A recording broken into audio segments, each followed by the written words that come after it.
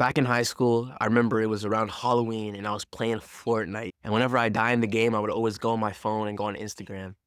And the first thing that I saw was a picture of a Halloween party. It was all the kids in my grade, like the smart kids, the dumb kids. I saw that the new kids who just got to the school were there, and the kids who left the school were there too. And as I was looking through all these pictures, seeing everyone in my grade like smiling, super happy, making memories, I didn't see myself because I wasn't invited. And for the past few years, every single time I check Instagram, again and again, this Halloween party, everyone having fun. Not once was I invited. I continue scrolling the pictures. I see my gamer friends are there, bro. Like the people that I play Fortnite with, my best friends, they're there at this party every single year. And I'm literally just alone playing Fortnite in my room. I would go to that school and be around all these people, but I just wasn't part of the community. I wasn't connected to any of them. And I felt like a loser, bro. And that energy inside me caused me to want to change. I didn't want to be a loser anymore. I wanted to be a social guy. I wanted to throw social events. So that's what I'm going to do. I'll do my own thing. I remember I asked my parents to help me out, and we bought a bunch of snacks and soda, and we had crackers and cheese. Like, I had all this stuff set up. I went and I invited everyone that I knew on Instagram, right? Everyone from my grade and whatever. I just like went down the list. Hey, I'm doing a party. I invited so many people, like 80 people, and 5 people came. I'll never forget that. It was legit 5 people that showed up out of 80. 5 out of 80. I felt so bad. And my friends felt so bad for me, like the ones who came. And we were just sitting there and we were like playing Uno or something. And then I realized, like, wait, I invited 80 people and y'all were the ones that showed up.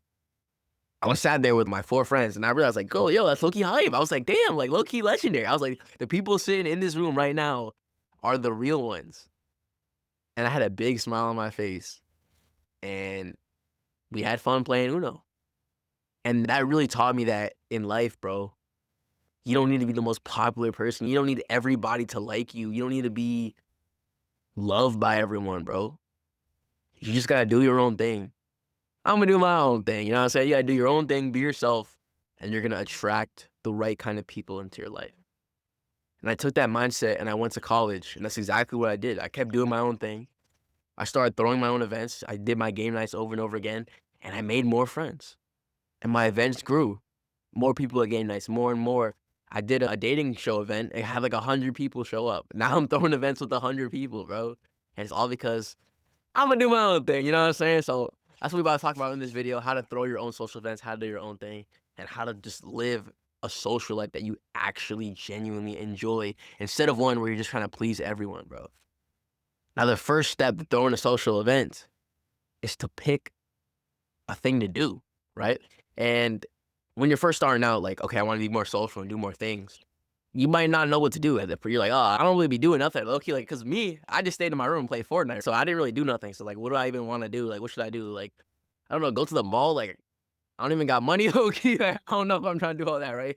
So just really think like, what is it that you actually want to do, right? How do you get to that answer? So the way I figured out what to do is I literally just thought to myself, what do I think is cool? Because I remember when I went to college, when I first went to college, a lot of people were talking about thrifting. They were like, oh, like I thrifted my clothes. I got it from this place, that place, right?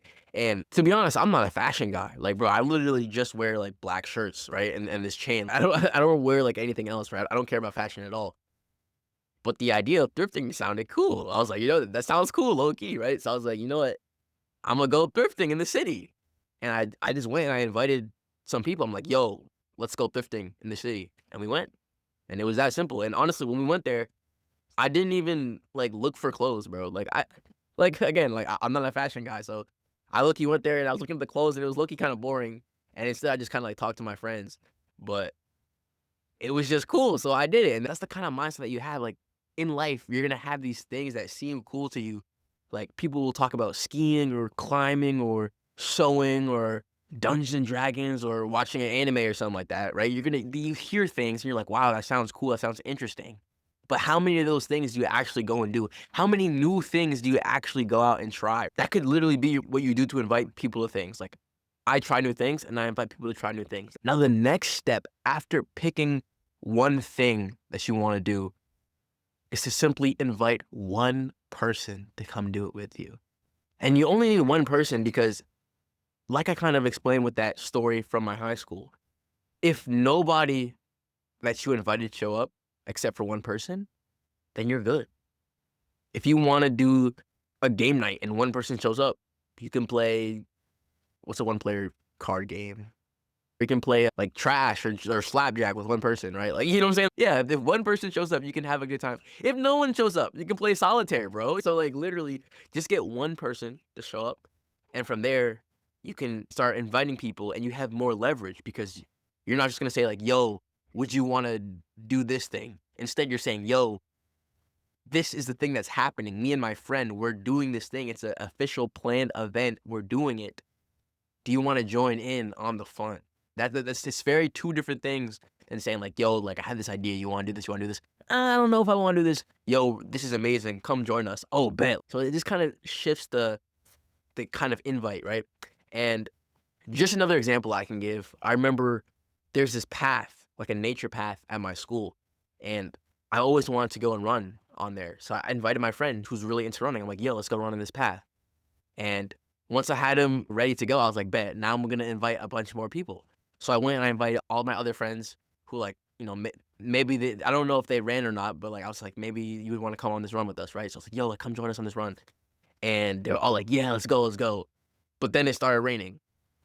So what ended up happening is all the people who weren't runners, right? All those people I invited, they were like, yeah, like low-key, I'm not coming. Like it's raining, bro. I ain't gonna lie. So everyone canceled except for me and the friend who loved running. So I went on the run with him, and it was raining and everything, but it was low-key done beautiful, bro. Like low-key, like we were running in that path, and I was like, wow, like it was like misty, kind of like mystical, magical kind of energy, and it just felt so good, bro.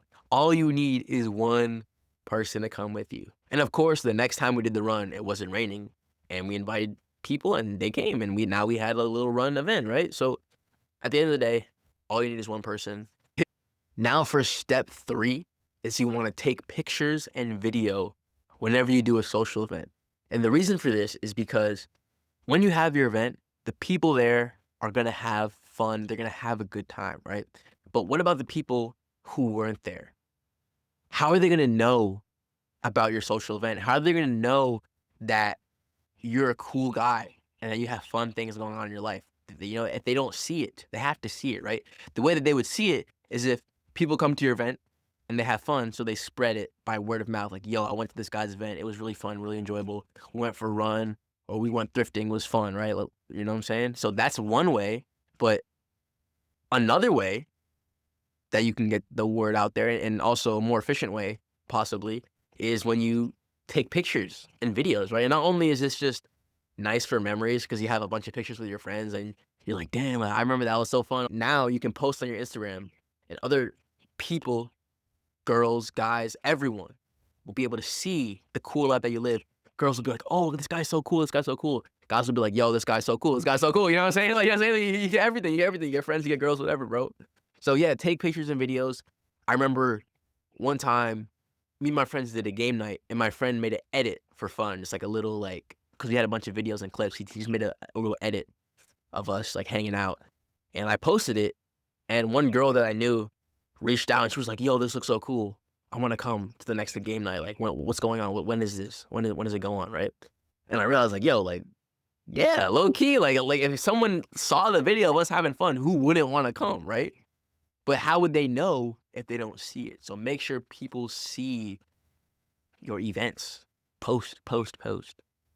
Now the last step is repeat. I mean, you pretty much have it, right? You pick an event, invite people, do it and take pictures, and then you just do the event again, right? But the thing about this is that the more you do an event, the better it's gonna get.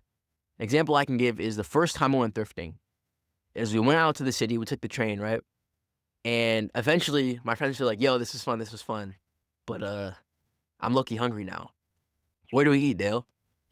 everyone just looks to me like, yeah, Dale, where do we eat? Where do we eat? Right? Like, I'm hungry. Like, take us somewhere. Because I was the one who invited them all out. This was my first time in the city. So I didn't know anywhere, any place to eat, anything. I was like, I got you, right? I didn't know, right? So we hopped back on the train and everyone is having a good time. We just went thrifting. We just, had a fun experience together. We're all like chatting and having fun and showing the new clothes to each other. But me, I'm sat there on my phone, like tweaking on Google Maps. My internet's not working, bro. I'm like, where's the next stop? Like, where's the food? I was like actually stressing, bro. I was tweaking.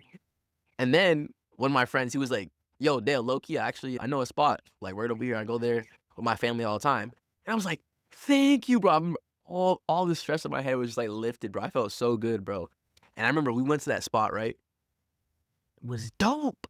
It was a food court, right?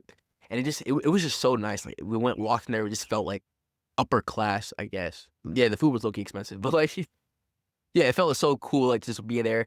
And from there on out, whenever I went into the city, like I think I probably ended up going there like 5 or 6 more times that semester.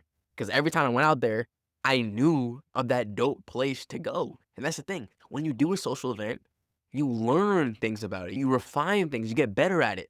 And that makes it so that when you do a social event so many times, it'll be like flawless. It'll be like seamless because you mess with every little intricacy, every problem that arises, you know how to fix it, right? If you work out with 100 people, right? If you went like you did a group workout 100 times, you would know what to say to your workout partner to get them hyped. You would just kind of like level up that skill of doing the event. Another example I can give is during my game nights, we had a new game and I wanted to play it, but I didn't know how to play it. So I had to read the instructions and no one else was trying to read the instructions, right? So now I got to explain the game to them, but I low-key never even played it. So I'm trying to explain the game that I don't even know how to play and it's like super awkward. Everyone's kind of bored, right? But the next time I know exactly how to play that game and I know exactly how to explain it. So I explain it and everyone's like, whoa, this is cool. This is cool. And we get into the game faster, right? So you have to just keep doing your thing. Keep doing your thing. Keep being yourself. Keep working on these events, and you'll get better. And that's where I think the real issue lies, right? All this information I laid out in the video is very simple. Pick something to do.